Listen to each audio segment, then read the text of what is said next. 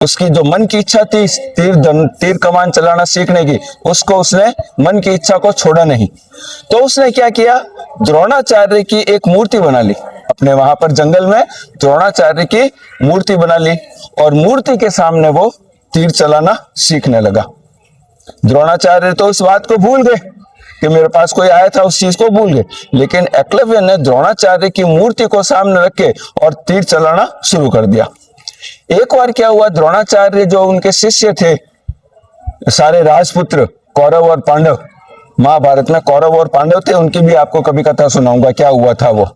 तो कौरव और पांडव के जो राजपुत्रों को वो लेके जंगल में गए।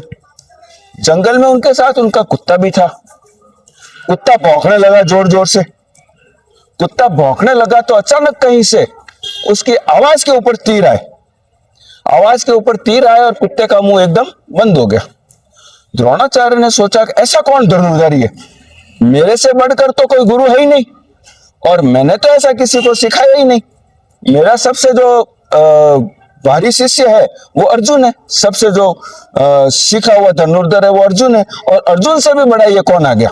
तो द्रोणाचार्य को थोड़ा आश्चर्य हुआ। उन्होंने जोर से कहा, कौन है, सामने आओ। तो एकलव्य अपना वो तीर कमान लेकर और हाथ जोड़ते हुए सामने आ गया। द्रोणाचार्य ने पूछा, कौन है? उसने कहा, गुरुदेव मैं आपका शिष्य हूं।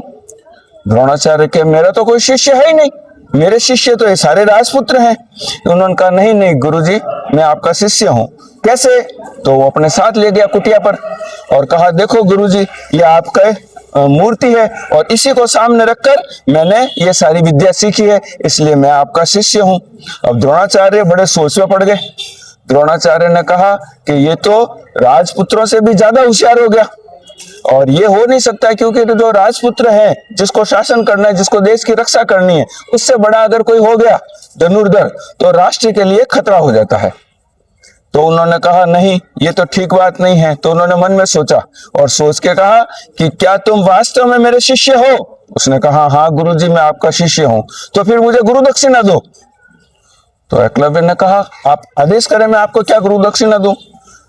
द्रोणाचार्य ने कहा, गुरु दक्षिणा के रूप में अपने दाहिने हाथ का अंगूठा काट कर मेरे को दे दो। एकलव्य ने एक क्षण भी नहीं सोचा और तुरंत तीर से उसने क्या किया, अपने दाएं हाथ का अंगूठा काटा और गुरु की सेवा में समर्पण कर दिया। अब सोचो, एक धनुर्धर है और धनुर्धर के अगर दाएं हाथ का अंगूठा नहीं है तो क्या होगा?